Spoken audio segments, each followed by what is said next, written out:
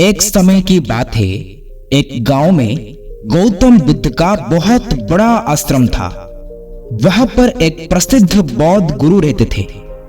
वहां पर उनका एक शिष्य था जो कि बहुत बोलने वाला था। हर एक समय इधर उधर की बातें करता था। जब वो दान लेने के लिए जाता था तो हर घर से एक नई कहानी लेकर आता था और आश्रम के दूसरे शिष्यों को सुनाता था। वो हर समय एक शिष्य की दूसरे शिष्य से बुराई और चुगली करता रहता था और दूसरों के सामने हमेशा अच्छा बनने का प्रयास करता रहता था। खुद के मुंह से ही खुद की तारीफ करता रहता था और हमेशा ही खुद को गुरु के सामने सबसे बुद्धिमान और उत्तम साबित करने का प्रयास करता रहता था। वो खुद को सभी शिष्यों से अलग और श्रेष्ठ मानता था। उसका कहना था कि मैं एक अमीर घर का बालक हूं। अगर मैं चाहता तो एक आरामदायक और सुविधाओं से भरा जीवन जी सकता था, लेकिन मैं वो सब छोड़कर यहाँ आया क्योंकि मुझे सत्य की खोज करनी है, खुद को जानना है, जीवन को जानना है। इसलिए मेरा त्याग तुम सबसे बड़ा है। दोस्तों, एक दिन गुरु ने आश्रम के सभी शिष्यों को बुला करके कहा, आप सभी को अगले 1 महीने के लिए कोई संकल्प लेना है। इससे आपकी संकल्प शक्ति मजबूत होगी और आप में आत्मशक्ति का संचार होगा। इसलिए आप सभी अपने अपने सामर्थ्य के अनुसार कोई भी संकल्प ले सकते हैं, परंतु यदि 1 महीने से पूर्व किसी का भी संकल्प टूट जाएगा तो वो अपनी दिनचर्या में वापस आ जाएगा। तो सभी शिष्यों ने अपनी शक्ति के अनुसार छोटे बड़े संकल्प लिए और गुरु को अपने अपने संकल्प के बारे में बोलकर वहां से चले गए। लेकिन वो शिष्य जो खुद को सबसे अलग और बड़ा दिखाना चाहता था, वो सीधे गुरु की कुटिया में पहुंच गया और बोला, गुरुदेव, मैं कोई छोटा मोटा संकल्प नहीं लेना चाहता, बल्कि खुद की ही जैसा एक बहुत बड़ा और महान संकल्प लेना चाहता हूं। कृपया आप ही बताइए मुझे क्या संकल्प लेना चाहिए। दोस्तों, उसकी ये बात को सुनकर गुरु मुस्कुराए और बोले, बेटे, क्या तुम मेरे द्वारा दिए गए संकल्प को पूरा कर पाओगे? क्या तुम्हारे लिए उसे पूरा कर पाना संभव होगा? शायद नहीं, वो तुम्हारे लिए संभव नहीं है। तुम उसे पूरा नहीं कर पाओगे, इसलिए तुम खुद ही कोई संकल्प ढूंढो। शिष्य ने कहा, नहीं गुरुदेव, आप जो भी संकल्प मुझे देंगे मैं उसे पूरा जरूर करूंगा। गुरु ने कहा, ठीक है, तो तुम अगले 1 महीने तक चुप रहो, एक शब्द भी नहीं निकालो, यही तुम्हारा संकल्प है। शिष्य ने कहा, गुरुदेव, ये भी कोई संकल्प है? ये तो बहुत ही आसान है। 1 महीने तक चुप ही तो रहना है। आप कोई बड़ा संकल्प दीजिए जो मेरी योग्यता के लायक हो, जिसे पूरा करने में मुझे समस्या हो। गुरु ने कहा, बेटे, पहले तुम यही संकल्प को तो पूरा करके दिखाओ। शिष्य ने गुरु की बात मान ली और वो उस समय चुप हो गया और पलटकर कुटिया से बाहर चला गया। दोस्तों, पहले उसे चुप रहना बहुत आसान लग रहा था। उसने एक दिन तो जैसे तैसे करके चुप रहकर काट लिया, लेकिन दूसरे दिन से उसके मन में ना बोलने का बोझ बढ़ने लगा। तीसरे दिन उसे भारीपन महसूस होने लगा और चौथे दिन उसके अंदर एक अजीब सी बेचैनी होने लगी, क्योंकि आसपास आश्रम के सभी शिष्य ने एक दूसरे से बातें कर रहे थे। ये देखकर वो पूरा दिन उदास रहा। इसी तरीके से कुछ दिन और बीत गए और वो शिष्य बीमार पड़ गया। उसका सर फटा जा रहा था, उसको खाने पीने तक का मन नहीं कर रहा था, वो सिर्फ बोलना चाहता था। वो गुरु के पास गया और उनके सामने बैठकर लिखकर उन्हें बताया, गुरुदेव, मैं बोलना चाहता हूं, मुझे सांसें नहीं आ रही है, मेरा दम घुटा जा रहा है, मैं अंदर ही अंदर पागल होना जा रहा हूं। मैं क्या करूं गुरुदेव, क्या मैं संकल्प तोड़ दूं? ये पढ़कर गुरु मुस्कुराए और बोले, बेटे, संकल्प तो तोड़ने के लिए नहीं होते हैं, लेकिन जो अपने संकल्प को पूरा कर लेते हैं वही अपनी आंतरिक शक्ति को बढ़ाता है, और जो अपनी आंतरिक शक्ति को बढ़ाता है वो ही समाज की कल्याण करता है। बेटे, संकल्प का लेना भी तुम्हारे हाथ में था और इसे तोड़ना भी तुम्हारे ही हाथ में है। तुम्हारे बहुत से भाई अपने संकल्प को तोड़कर अपनी पुराने दिनचर्या पर वापस आ चुके हैं। अगर तुमसे भी नहीं हो पा रहा है तो तुम भी इस संकल्प को तोड़कर अपनी पुराने दिनचर्या पर वापस जा सकते हो। लेकिन याद रहे, अगर आज तुम इस छोटे से संकल्प को नहीं संभाल पा रहे हो तो तुम अपनी बाकी की पूरी जिंदगी कैसे संभाल सकोगे? बाकी फैसला पूरी तरह से तुम्हारे हाथ में है। दोस्तों, गुरु की ये बात उस शिष्य के दिल में चोट कर गई। वो बिना कुछ बोले वहां से वापस चला गया और खुद को अपनी कुटिया में बंद कर लिया। वो केवल अपने जरूरी कामों के लिए कुटिया से बाहर निकलता था और बाकी के सारे समय कुटिया के अंदर ही बैठा रहता था। 15 दिन बीत चुके थे और आश्रम के लगभग सभी शिष्यों का संकल्प अब तक टूट चुका था, लेकिन उसका संकल्प अभी भी जारी था। संकल्प लेने के बाद से अब तक उसने एक शब्द भी नहीं बोला था। सारा आश्रम हैरान था कि इतना बोलने वाला इंसान चुप कैसे हो गया। 15 दिन बीतने के बाद वो दोबारा अपने गुरु के पास आया और लिखकर बताया, गुरुदेव, मैं बाहर से तो चुप हूं, लेकिन मेरे भीतर बहुत सी आवाज है। बहुत सी पुकार और शिकायतें हैं। मैं अंदर ही अंदर बात करता रहता हूं। मेरा मन तरह तरह के प्रश्न पूछता रहता है। गुरुदेव, मैं बाहर से जितना मौन हूं, भीतर से उतने ही शोर शराबा से भरा हुआ हूं। गुरुदेव, क्या इस तरह से मेरा संकल्प अभी भी जारी है?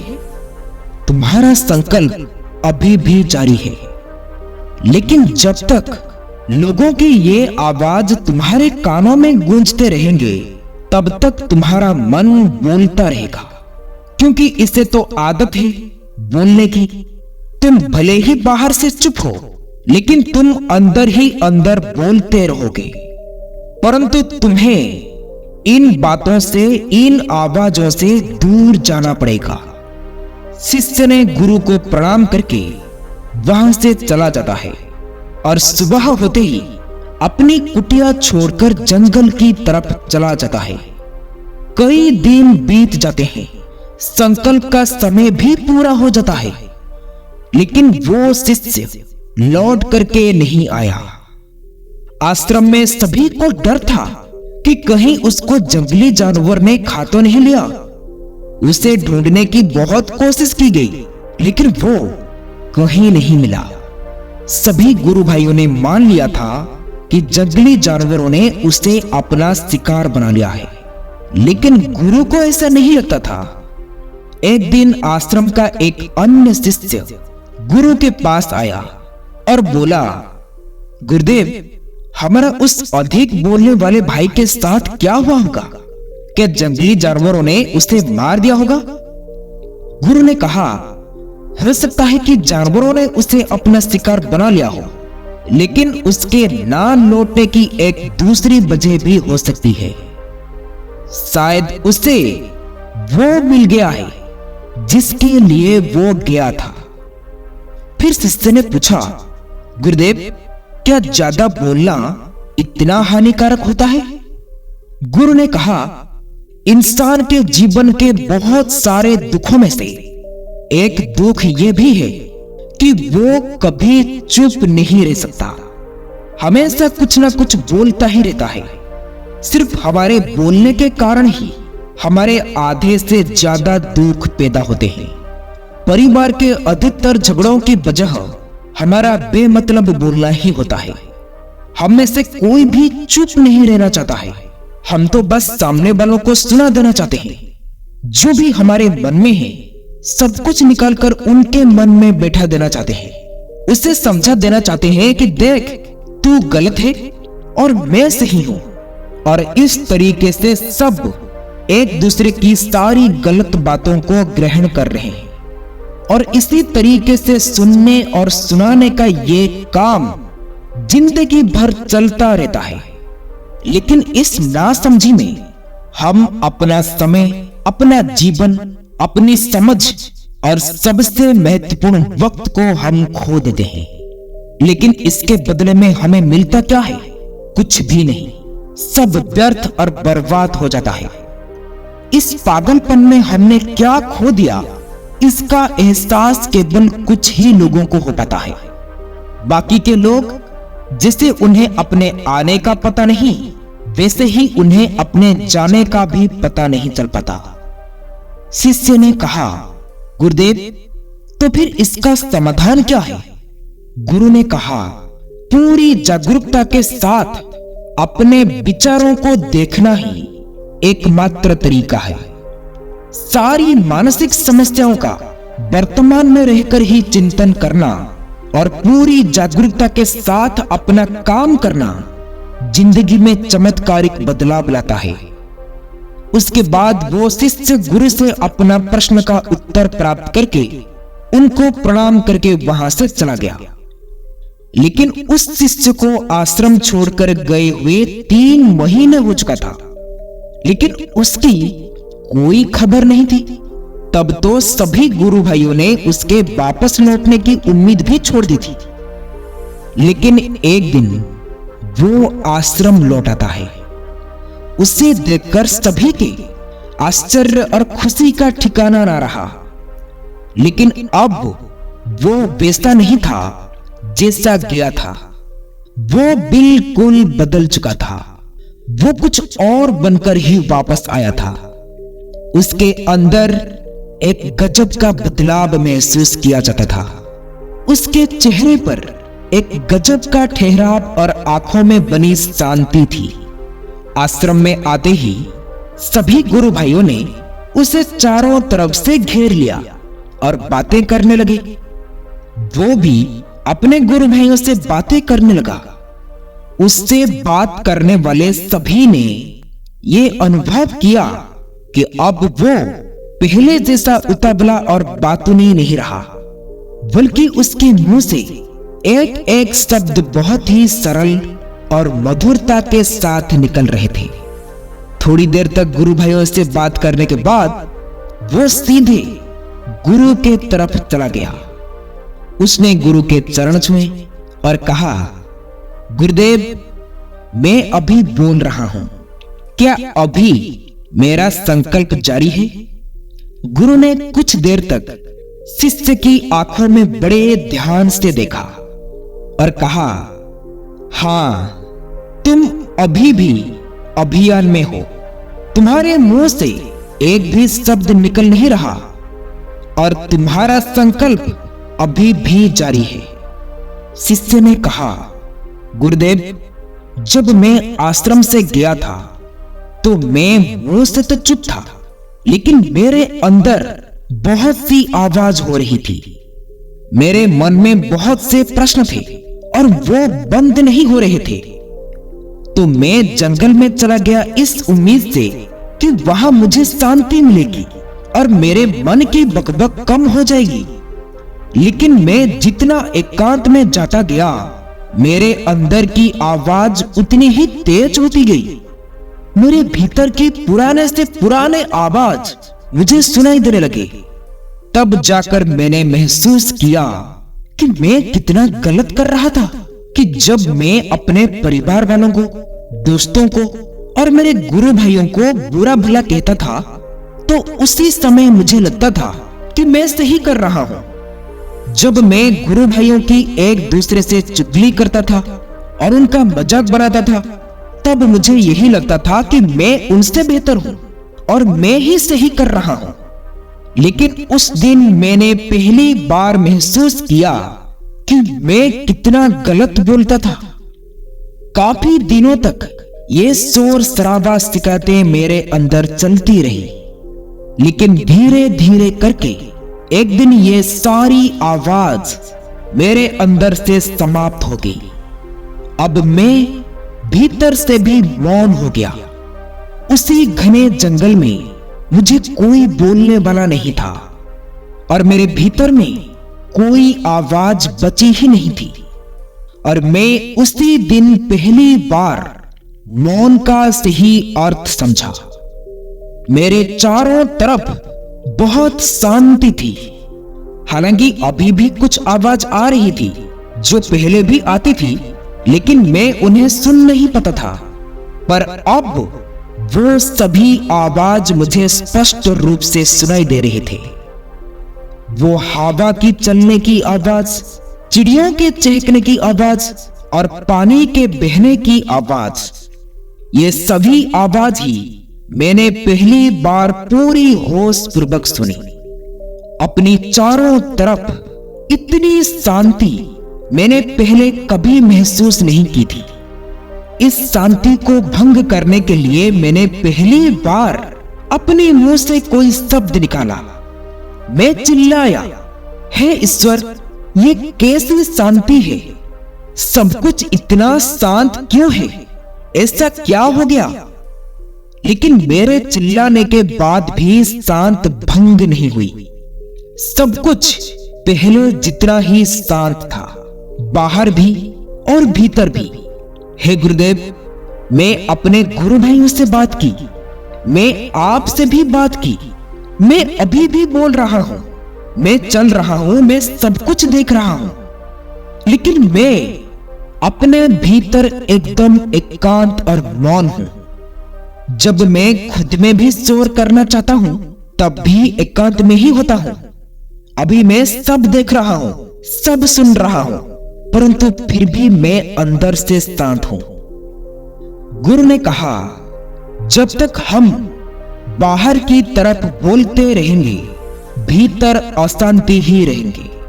लेकिन जिस दिन हम भीतर की तरफ मुड़ जाएंगे, तब हमारे मुंह से कुछ भी निकलेगा, फिर भी हम शांत रहेंगे।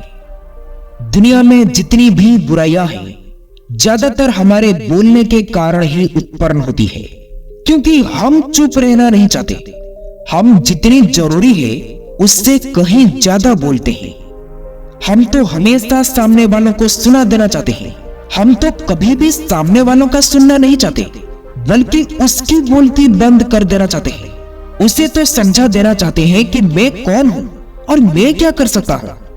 और यही हमारी जिंदगी का मकसद बनकर रह जाती है। हमारी सारी ऊर्जा व्यर्थ के बोलने में बर्बाद होती रहती है। ऐसे ही समझ में लोगों का जीवन दुखों से भर जाता है, जो हमेशा एक दूसरे से शिकायत में लगे रहते हैं। कभी एक दूसरे को सुनना नहीं चाहते, समझना नहीं चाहते, और चुप रहना तो उन्होंने कभी सीखा ही नहीं, क्योंकि चुप रहना उन्हें छोटा महसूस करवाता है। दुनिया की सभी लड़ाइयों का कारण हमारे बेमतलब का बोलना ही है। हमें सिर्फ उतना ही बोलना चाहिए जितना जरूरी हो, क्योंकि व्यर्थ का बोलना ऊर्जा को नष्ट करना है, और ये ज्यादा बोलना ही हमें कभी अपने भीतर की ओर लौटने नहीं देता है, क्योंकि ये हमें बाहर की ओर खींच कर रखता है। परंतु बाहर है ही क्या इस संसार के अलावा? लेकिन अगर आपको भीतर की संसार की ओर मुड़ना है, तो इस मुंह को बंद ही रखना चाहिए। इसलिए जितने भी बुद्ध हुए, आत्मज्ञानी हुए, वो सभी एकांत की ओर भागे, ताकि उन्हें ज्यादा ना बोलना पड़े, ज्यादा सुनना ना पड़े। वो एकांत में रहे और शांत रहे। इसीलिए वे आसानी से भीतर की यात्रा कर पाए। लेकिन अगर कोई चाहे तो इस संसार में रहकर भी एकांत में रह सकता है, शांत रह सकता है, लेकिन इसके लिए उन्हें अपनी ऊर्जा बचानी होगी, जिससे वो अब तक अपने व्यर्थ के शब्दों में बर्बाद कर रहे थे। दोस्तों, इस कहानी की सीख यही है कि व्यर्थ का बोलना ऊर्जा को नष्ट करना है, और ये बोलना ही हमें कभी अपने भीतर की ओर लौटने नहीं देता है, क्योंकि ये हमें बाहर की ओर झुकाए रखता है। परंतु जिन्हें भीतर की यात्रा करनी है, उन्हें अपने मुंह को बंद ही रखना चाहिए। चुप रहने में अपूर्व शक्ति है। यदि हम सही समय पर सही शब्दों का प्रयोग करें तो हम अपने जीवन को सकारात्मक दिशा में बदल सकते हैं। मौन रहकर हम अपनी आत्मा की गहराइयों में जा सकते हैं और भीतर से शांति का अनुभव कर सकते हैं। इससे हम अपने विचारों और भावनाओं को साफ करके अपने जीवन को सकारात्मक बना सकते हैं। इसलिए दोस्तों, हमें चुप रहने की कला सीखनी चाहिए, ताकि हम अपने शब्दों का सही प्रयोग करके अपना और दूसरों का जीवन बेहतर बना सके। दोस्तों, आशा करता हूं कि आपको इस वीडियो से काफी कुछ सीखने को मिला होगा। आप अपना कीमती समय देने के लिए आप सबको बहुत बहुत धन्यवाद। ये कहानी आप लोगों को अच्छी लगी हो तो वीडियो को शेयर, सब्सक्राइब, लाइक जरूर करें। फिर मिलेंगे कुछ नया सीख के साथ और एक नई वीडियो में। तब तक के लिए आप अपना ख्याल रखें। नमो बुद्धाय। जय हिंद।